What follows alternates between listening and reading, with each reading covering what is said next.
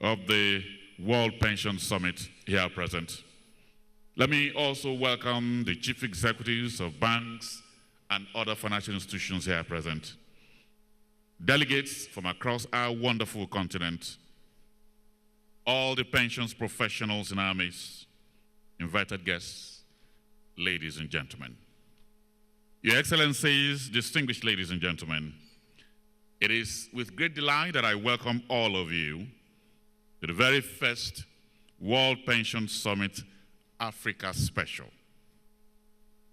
Since its establishment, 2010, this gathering of pension professionals that has been holding its conferences, especially in Netherlands, for the very first time, they are bringing it to Africa, to Nigeria, to Abuja. And it's so fitting, Your Excellency, distinguished ladies and gentlemen, because only a few months ago, Nigeria hosted the World Economic Forum for Africa, where over 1,500 delegates came here, and it was a resounding success. And a few days ago, Bayelsa State also hosted the World Fashion Organization that only ended on Saturday, with the first World University on Fashion to be established in Nigeria. So it's therefore coming at a time that the pensions landscape is very robust. It's reforming on a continuous basis. The laws are in place.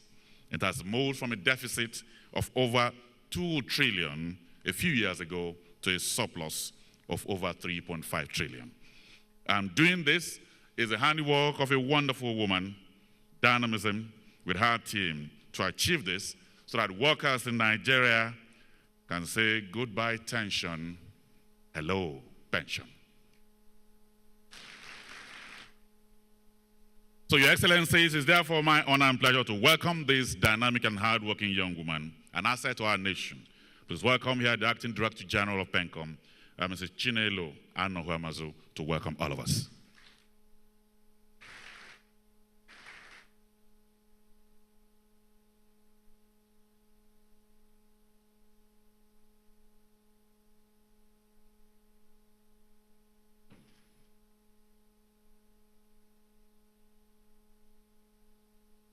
Excellency, President Goodluck Ebele Jonathan, Coordinating Minister of Economy, Dr. Ngozi Okonjo-Iweala, Excellencies, Niger State Governor and Kogi State Governor, all other protocols observed. It gives me great pleasure to welcome all of you to this inaugural World Pension Summit, Africa Special, being hosted here in Abuja. In recognition of the increasing significance of pension fund in shaping Africa's future, this summit, the first in its series, is designed to evoke pragmatic, sustainable, and most effective initiative for pension fund governance and regulation in the continent.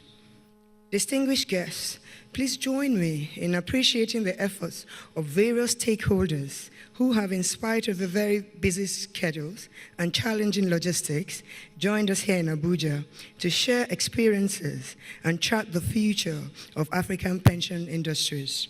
We're particularly delighted by the esteemed presence of the President of the Federal Republic of Nigeria, Dr. Goodluck Ebele Jonathan, GCFR, who not only graciously accepted to host the summit, but has personally come to declare it open.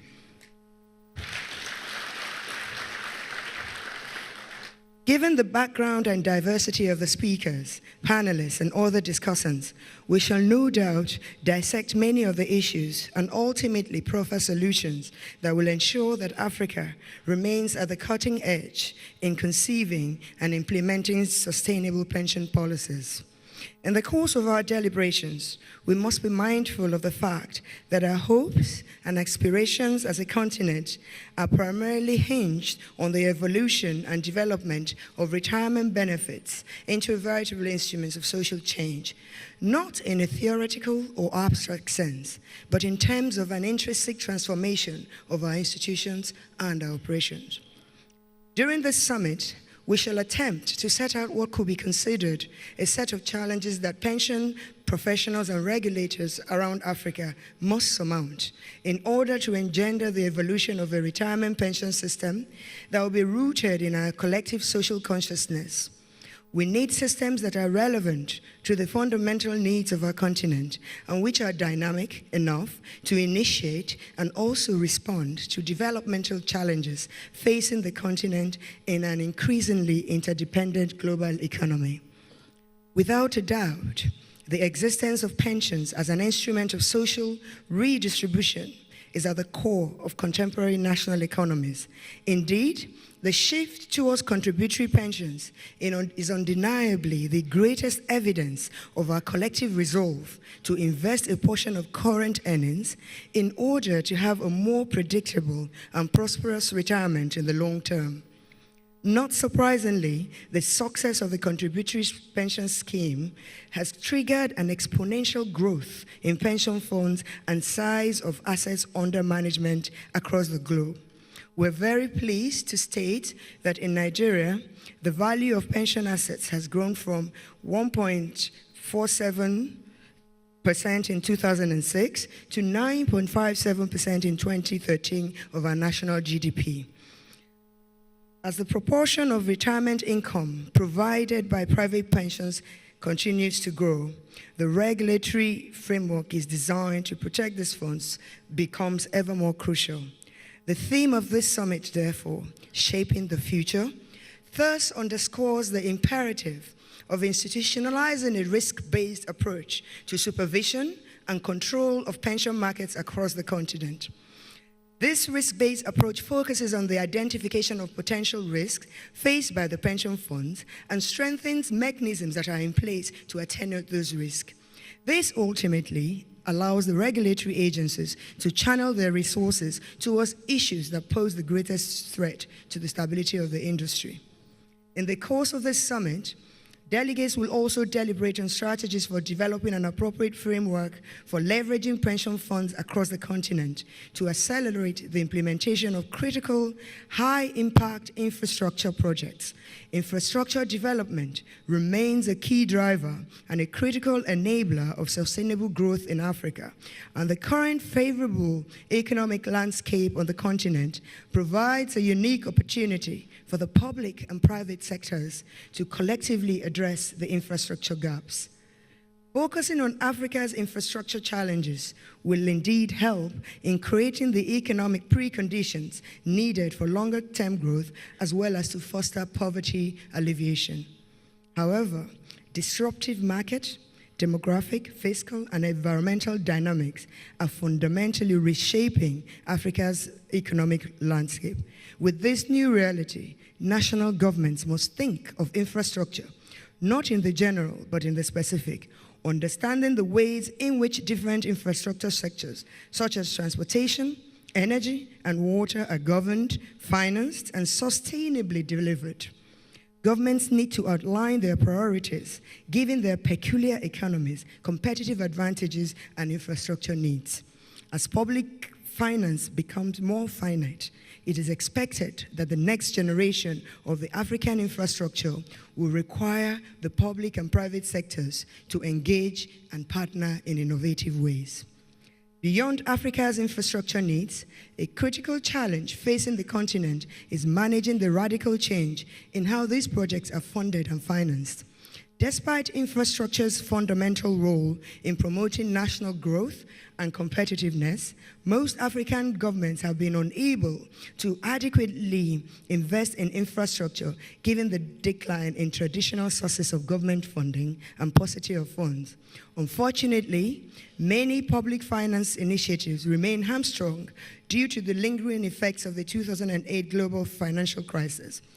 Given the size of the pension funds assets across Africa, there is a real opportunity for policymakers to collaborate with pension professionals so as to effectively leverage these assets for sustainable progress. Reaching a consensus on how best to harness the continent's pension fund assets as catalysts for economic development and prosperity of its economies would thus be a desired outcome of this summit. Before concluding, may I use this forum to especially thank His Excellency, President Goodluck Ebele Jonathan, GSFR, for his unwavering commitment to pension reform in Africa's largest economy, Nigeria. Mr. President has consistently demonstrated immense conviction and faith in the sanctity and stability of the Nigerian pension industry. Only a week ago, he signed into law the Pension Reform Bill 2014, which amended the Pension Reform of 2004 and laid the solid foundations for the next decade in our pension regulations. The new legislation inter alia seeks to strengthen the National Pension Commission's prudential regulatory powers, increase the threshold of pension contributions, and more importantly, facilitate the creation of additional permissible investment instruments that will drive pro-development initiatives such as investment in infrastructure. This is truly remarkable and an enduring legacy to bequeath to Africa's most populous nation. I am convinced that we have enough intellectual and professional expertise at this summit to proffer feasible solutions to the challenges in regulating Africa's pension markets, so as to launch our great continent onto the path of longer-term socio-political and economic stability. Once again, I thank you all for finding the time to attend this very auspicious summit. I must emphasize that we all have something in common: our interminable faith in the strategic role of Africa in global affairs. Thank you.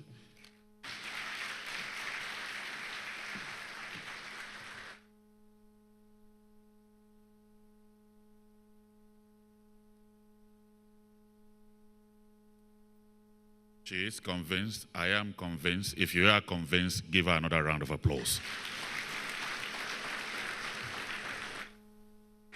Your Excellencies, distinguished ladies and gentlemen, our next speakers are like twin brothers. They are from Netherlands. They believe pension is life. And that is why they say because it is life, there's need for a paradigm shift in its management. There's need for new roles in its structuring. There's need for new responsibilities. There's need to secure best practice. And there's need to balance the risk. It's therefore my honor and pleasure to welcome here the co-founders of the World Pension Summit, Mr. Eric Egink and Harry Smorenberg. I'd like them to step forward here, and as I say, congratulations to them for Netherlands qualifying for the semifinals of the World Cup. Congratulations.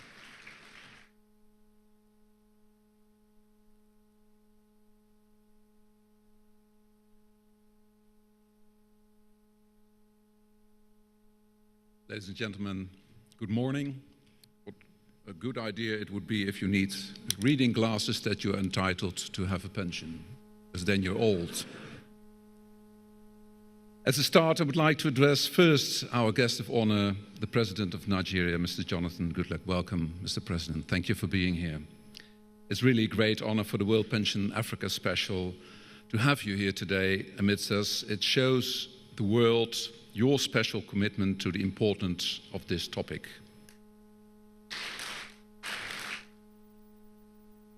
We see that many politicians and workers give this topic the attention too late and often too little.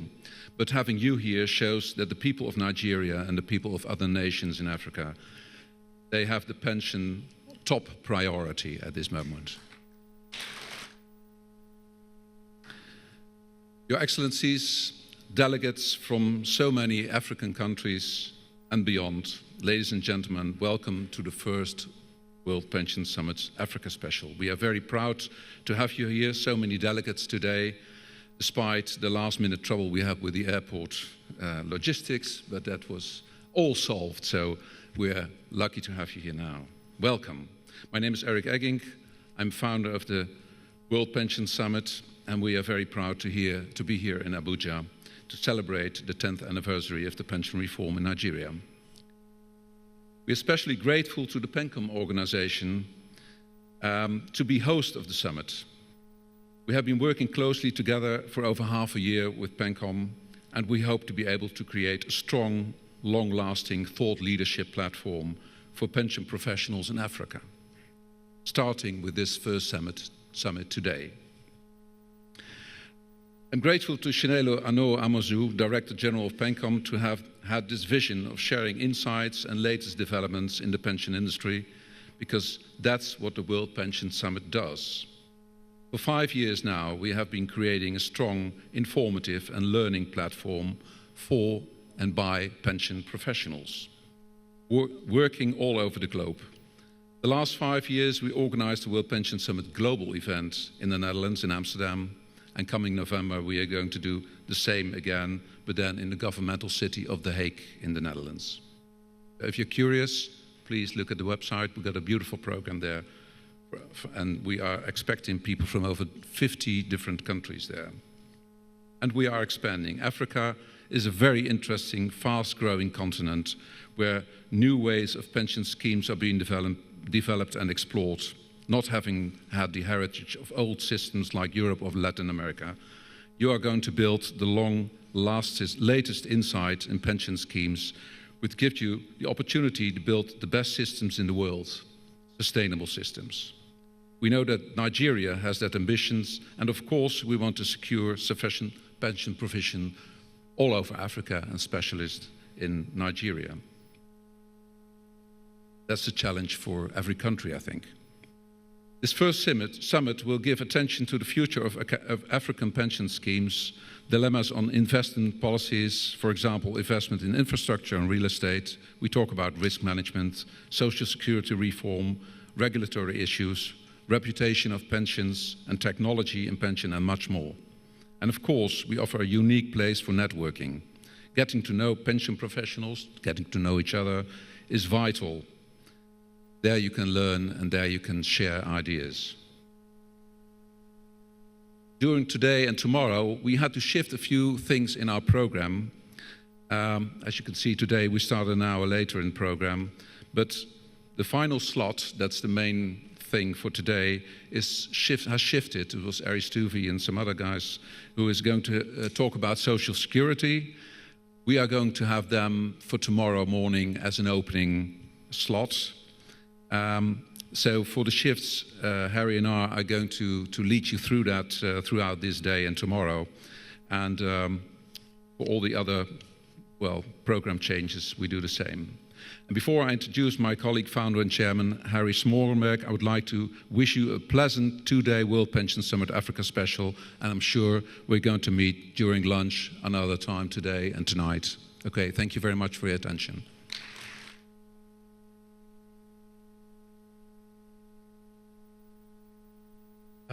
Mr. President, Your Excellencies, ladies and gentlemen, thank you for joining the World Pension Summit Africa Special. My name is Harry Smorenberg. I'm also chairman. I think you are gifted with one president, but this organization has got two. Sometimes very difficult, but I think we coexist very well, and we are so happy to be here in Abuja, in Nigeria, for this first occasion of the African edition. And of course, I also like to congratulate PenCom celebrating their 10th anniversary, and of course, a great step being made last week as well. Could I have the slides, please? Right. Well, World Pension Summit, as Eric told you, is dealing with pensions market developments globally. But looking at Africa, if you look just at the map and even just Nigeria, ladies and gentlemen, I'm convinced, and you probably as well, we are talking about an entire other world of pensions out here. The size, the rapid developments taking place, and the potential is enormous. And of course, there are many challenges, and of course, it takes time. I think that's something we understand. But Africa is young. Africa is eager. Africa is dynamic and innovative, and by having these kind of meetings, we'll make the difference. Meetings where we share our expertise and developments and align best solutions. And in my view, Africa could really evolve fast as a state-of-the-art continent regarding social security and retirement management. All those complexities involved. And World Pension Summit Africa Special will contribute to this ambition by offering content and the right context where professionals can meet, learn and exchange. Next slide, please. Often we look at Europe or Latin America of the United States when we consider pension systems. And we are looking then at fairly settled and orchestrated systems. Sometimes we admire them, sometimes we are jealous. But aging is really becoming an issue. And the finish for many in these settled economies are not already 65, but moving up to 67, 68, there where the workability index is over 75 years already. So where Africa is shaping their social security and pension infrastructure, these settled economies are readdressing their systems as well. What are their key topics and their agenda, and how do they match with your challenges today? Next slide, please. Well, if you look at this list just derived from 5 years World Pension Summit, I think it's important to share it with you. Everyone is rebalancing their pillars. Looking at the first pillar, the government supporting some base pensions, well, we see government retreating, and the shift of the risk is moved to the individual, to the participants, more and more. Occupational pensions are hard to maintain, and people have to contribute more, also due to perhaps some bad investment realizations with these funds, but also because of the aging, the time spent to cover is longer. Then, of course, the discussion from the perspective of the participant. That's the pension promise. Quite often people start thinking in European countries about pensions when they are 45, 50, and they think, okay, I've got my pension covered. Then they start realizing that it once was promising 70% of your last salary for many years to come. Now they realize it's just 30 to 50%. So they really have to save more and secure their pension provision themselves in order to cover that gap. Then we have the point of freedom. Everyone likes to save money for later. If they realize it, I think it's a good thing. But will they do that?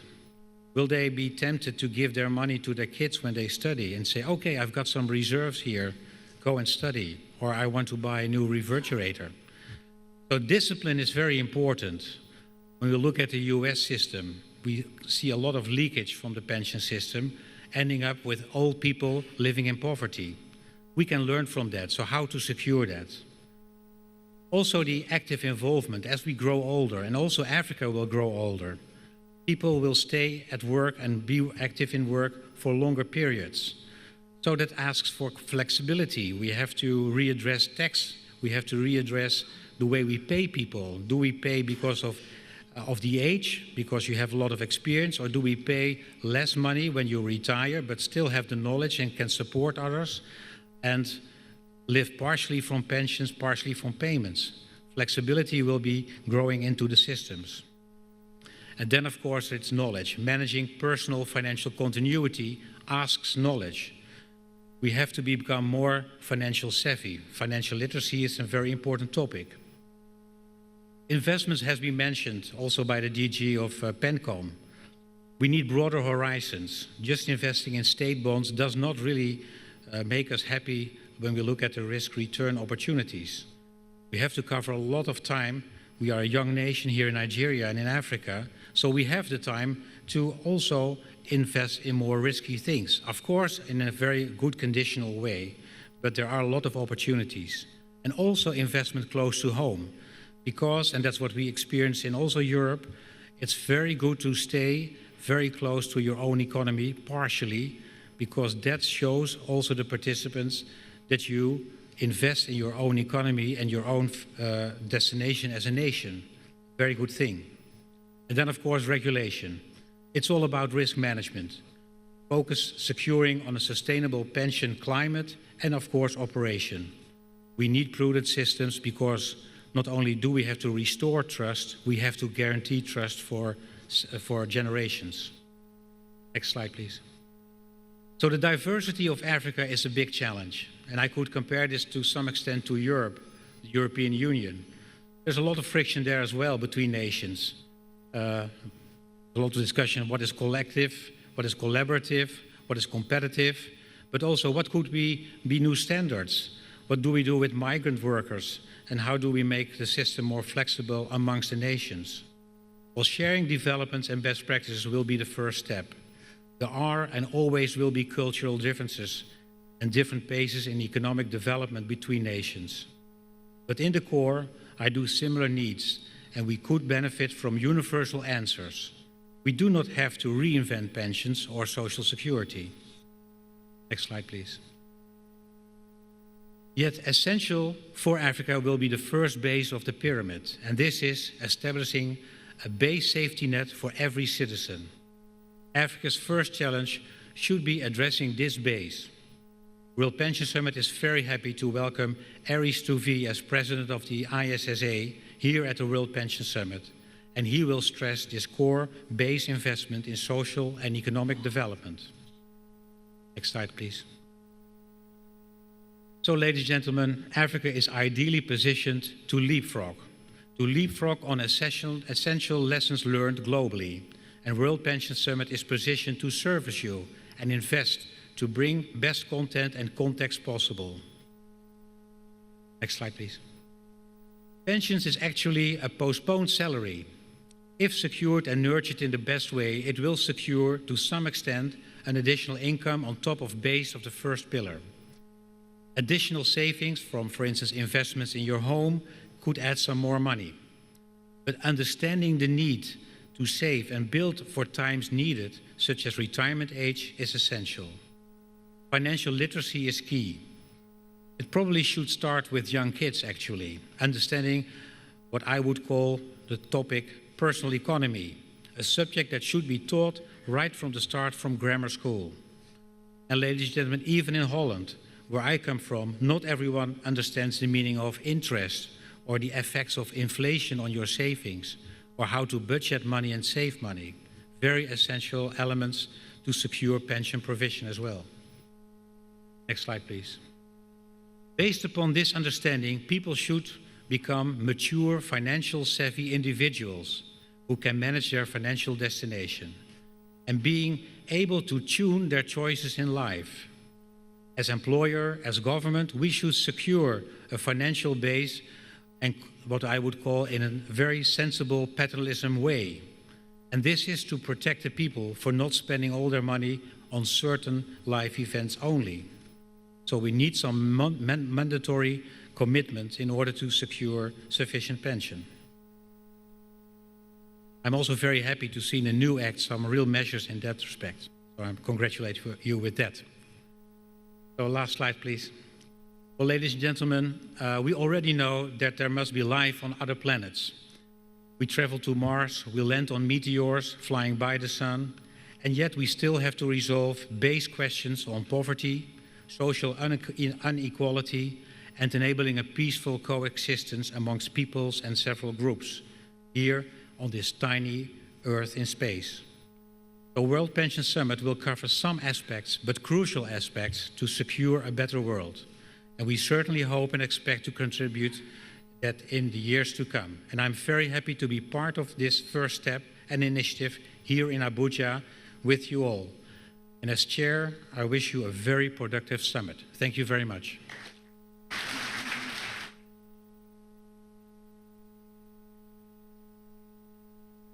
Your Excellencies, distinguished ladies and gentlemen, I like his description of calling it a postponed salary. It's therefore very heartwarming to know that while we chase our passions, some other professionals are helping us chase our pension. Your Excellencies, distinguished ladies and gentlemen, our next speaker is a development economist, co-chair of AU Africa Risk Capacity, amongst other things she's done for our continent and globally. That is why I know that she understands the fact that capital formation is shifting from the entrepreneur who invests in the future to the pension trustee who invests in the past. We're very lucky to have her as our finance minister and coordinating minister for the economy.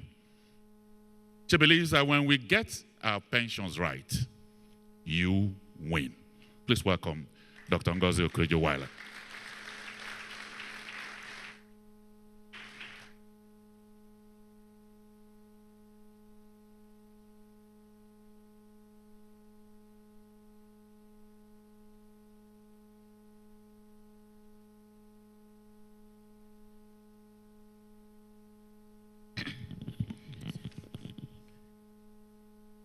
Thank you very much.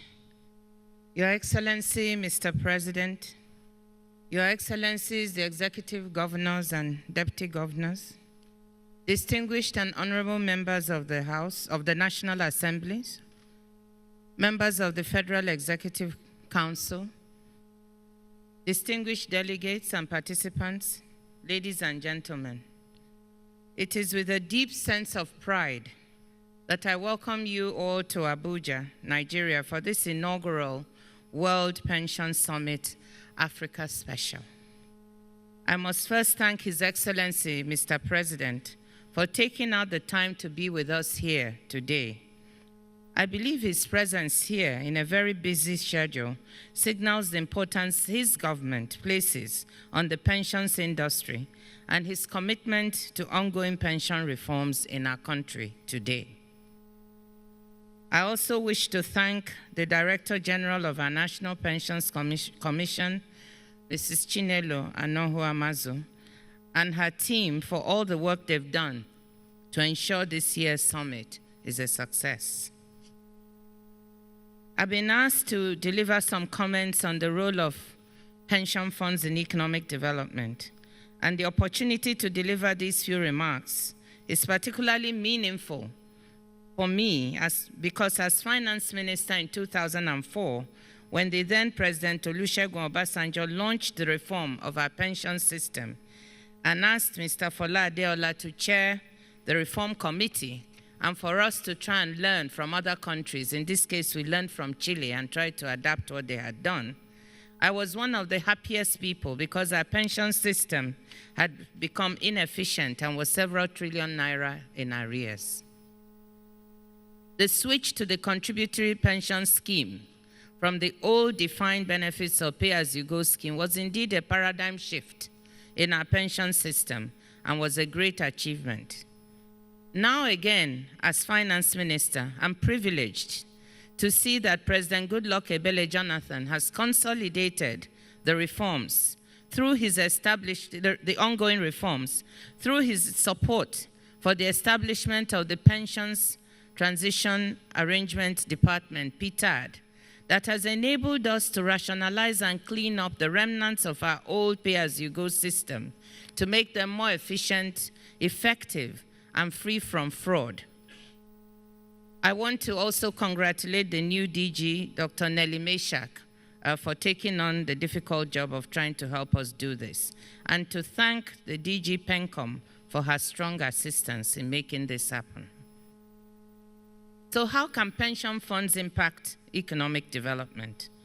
In simple terms, classical economic theory teaches us that investment in any economy is financed by domestic savings and foreign savings in the form of capital inflows, as these are directly linked to the amount of capital stock available in a country. Capital stock itself is what drives a country's capacity to change, innovate, grow, and develop. However, sustainable economic development in any country requires large long-term investments in infrastructure, agriculture, housing, education, technology, healthcare, and so on. These investments equally require long-term financing, which traditionally banks may provide. But due to some changes in the structure of the financial system, especially in the aftermath of the 2008-2009 global financial crisis, we can't rely solely on banks, finding it difficult to support such long-term financing of projects. Now, institutional investors such as pension funds, insurance companies, and sovereign wealth funds are stepping up their game in providing long-term capital. Peter Drucker, the American educator and writer, once wrote that, quote, "Capital formation is shifting from the entrepreneur who invests in the future to the pension trustee who invests in the past." With over $70 trillion in assets in 2013, institutional investors like pension funds have the muscles to invest in real productive assets and to drive growth. They even have the muscle now to dictate the nature of the investments, whether socially friendly or environmentally friendly, and to withdraw their investments from countries or from sectors which they feel does not meet their investment objectives. In the OECD region, Total pension assets were on average 67% of GDP in 2009. The growth in value of pension funds has been phenomenal in countries like the Netherlands, the UK, and the US, where pension assets amounted to 155, 104, and 74.5% of their 2012 GDP, respectively. In Africa, the story is just emerging. Countries like South Africa have been at it for a long time. Namibia, Nigeria, Kenya, and others are also beginning to come out as countries where pension assets are a significant proportion of GDP. In Nigeria, we have gone from about $4 billion equivalent in 2007 to $25 billion now, about 9.7% of our old GDP and about 5% of our rebased GDP. We are positioned to do more, and I know that with the emerging drive to expand the base, we'll be able to contribute to this as the future emerges. I expect that 2 decades from now, Nigeria should have pension assets exceeding $100 billion.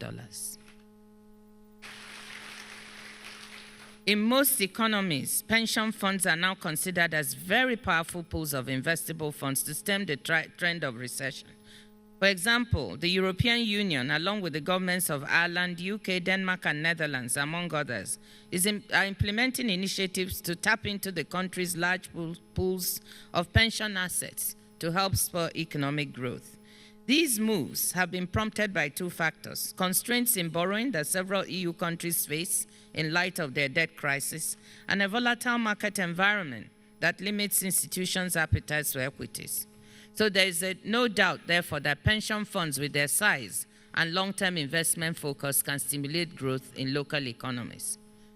However, we are happy to have this Africa Pension Summit because the contribution of African pension funds to the growth of African economies is still rather low. And as I said, it's a low percentage of GDP in many countries, but it's improving.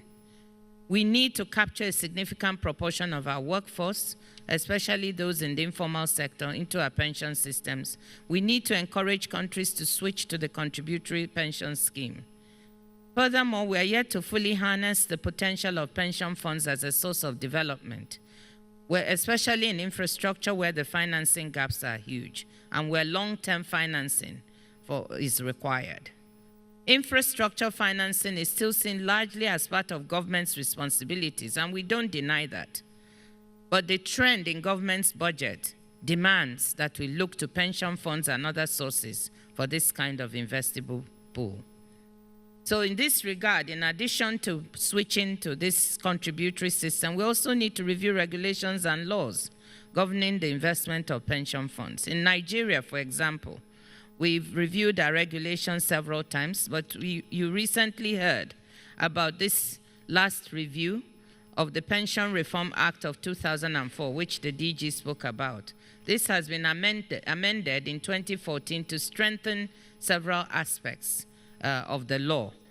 It's not only the strengthening of the punitive aspects for those who would mismanage, misappropriate pension funds, but also to give more flexibility so that we can use our resources as good investable source of good investable pool of savings. In this regard, I would like to thank the National Assembly for approving this, passing this law, Mr. President for signing it, and the Attorney General and the DG for their role in getting it done. It's really a very important law for us.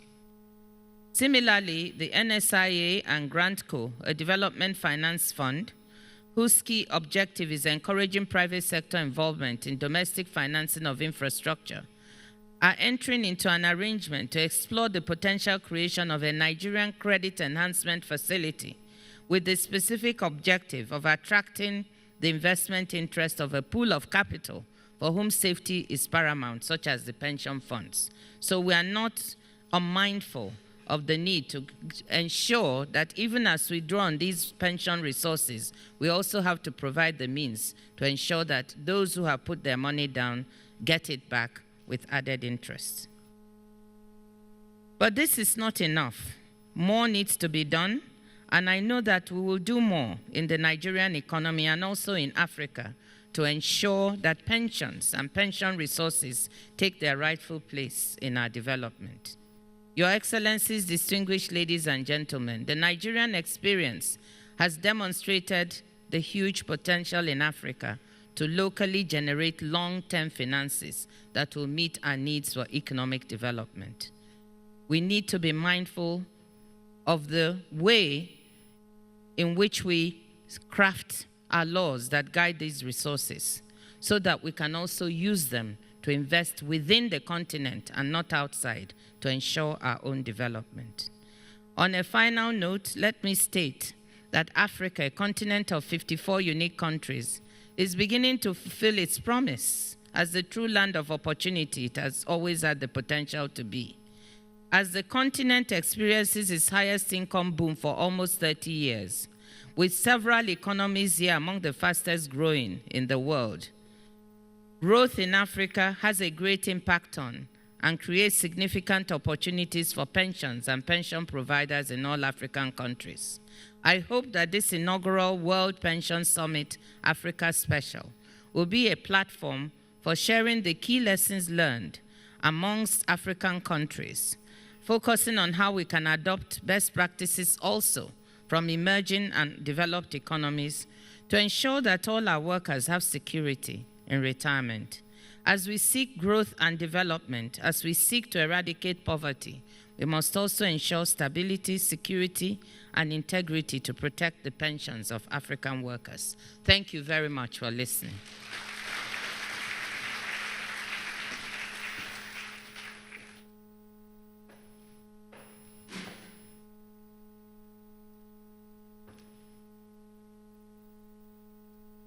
Your Excellencies, distinguished ladies and gentlemen, can we appreciate her one more time, ladies and gentlemen?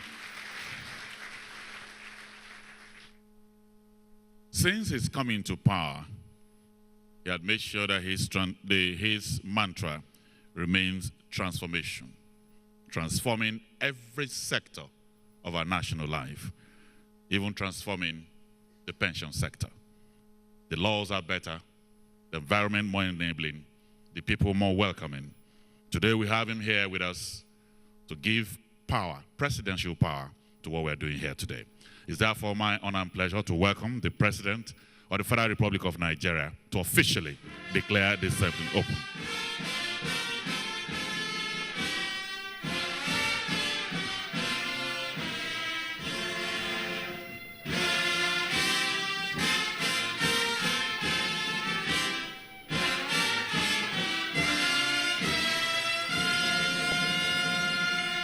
Thank you. Please be seated. The Excellencies, the governors and deputy governors, representing their governors are here with us. Let me especially thank you, especially those states that have keyed into the pension scheme, and of course some of you will be appreciated this evening an award. No matter what the federal government is doing, if it does not cascade down to the states, our people will never have the required benefits. I appreciate your commitment. Members of the National Assembly here with us, especially the chairs of the pension committees, members of the Federal Executive Council, the founders and chairmen of the World Pension Summit, thank you for being here to drive this process. Distinguished participants, ladies and gentlemen, let me warmly welcome you all to this historic first edition of the World Pension Summit, Africa Special. I'm particularly pleased to address this distinguished gathering on an issue of overriding importance to people and families, governments, and nations. Pension is globally recognized, occupies a strategic place in national socio-economic development. It's not only a vital component of social security, also a veritable vehicle for nation building. Indeed, investment in pension has profound impact on the well-being of pensioners, society, and the economy at large.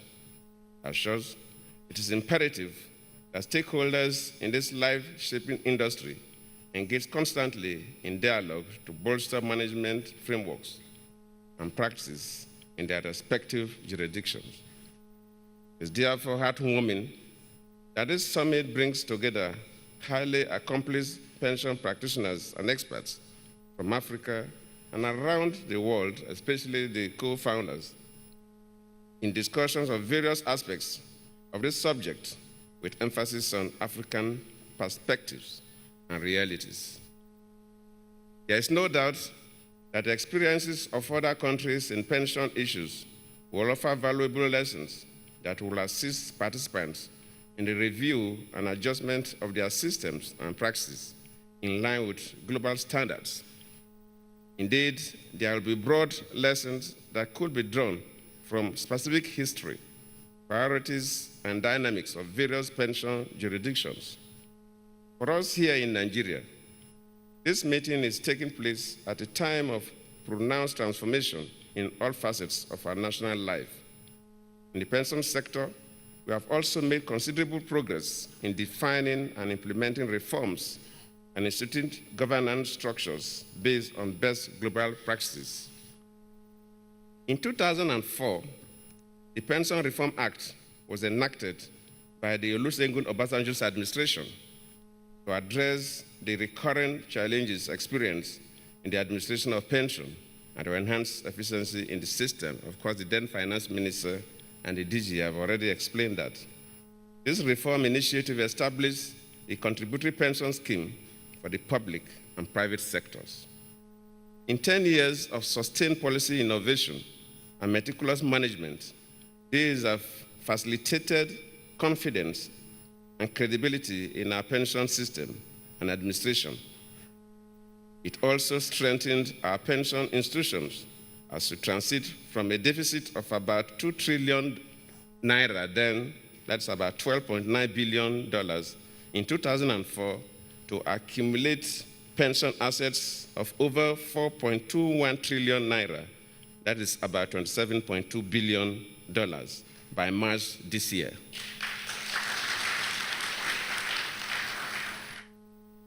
So you can see that within 10 years, if we could move from a deficit of about 2 trillion naira to a positive of 4.21 trillion, that's about $27.2 billion. That means that we agree with the CMA that in another 2 decades, we should get up to $100 billion. Furthermore, as provided by the Act, we have restructured the system of administration of the defined benefit scheme in the public service by setting up the Pension Transitional Arrangement Department that CME spoke about and appointing its substantive head, the DG, in order to improve the scheme. Our goal is to digitize pension payments and streamline payment procedures to ensure prompt and ease of payment of pension benefits. 6 days ago, I signed into law the new Pension Reform Act 2014. Let me thank the members of the National Assembly for making it possible. Which repealed the 2004 Pension Reform Act. The new law seeks to consolidate the gains of reform, address the identified implementation challenges, and provide the enabling legal environment to facilitate the creation of quality instruments through which pension assets could be best invested for infrastructure and real estate development. I'm confident that these fresh initiatives will assist us to consolidate the remarkable achievements recorded by the National Pension Commission, PENCOM, in the implementation of the contributory pension scheme over the last 10 years for the benefit of contributors and the entire economy. It's our expectation that PENCOM will put in place the necessary regulatory and supervisory framework to facilitate and accelerate the objectives of the reform, most especially ensuring the safety of pension assets and hence workers' security in retirement. I believe that other African countries share similar experiences and reform zeal as Nigeria, and it is encouraging that a number of African countries have visited us to understudy our pension reform share ideas which we believe will help the continent at large. As we commit to share experiences and seek growth, let me conclude by emphasizing that the protection of pension assets for the payment of retirement benefits as and when due should always be our paramount objective. I'm confident that participants will seize the ample opportunity offered by this inaugural World Pension Summit, Africa Special, to reflect and share experiences on how best to fine-tune African pension system to globally acceptable standards while retaining tailored and unique adaptations. Let me also express our own concerns about some of you who came in to Abuja over the weekend. I think one of the co-founders mentioned that the issues about the airport, because we are just trying to resurface the runway, and I think it caused some problems. I think the coordinating minister of the economy, the FCT minister, and the aviation minister must meet that Abuja's second runway must commence next year.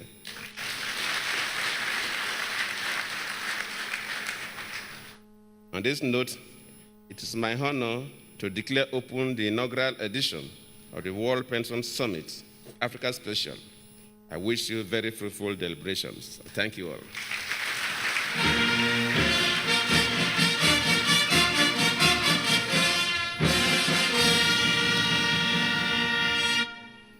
Thank you very much, Your Excellency.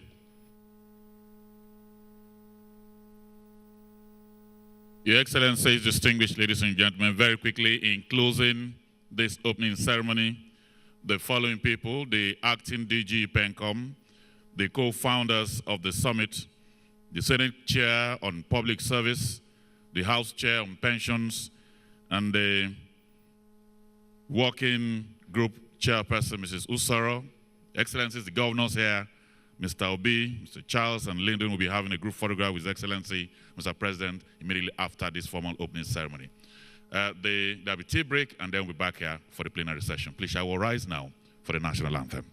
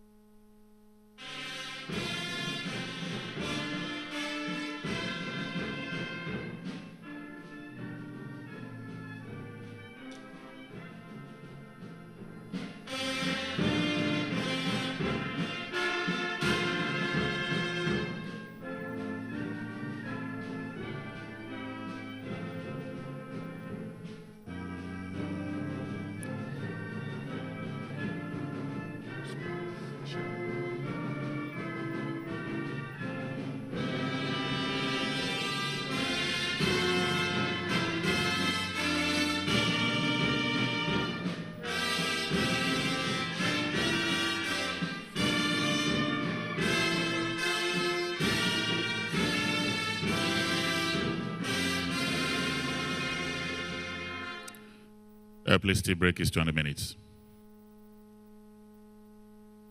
You guys, I don't know, maybe they allowed us, I guess.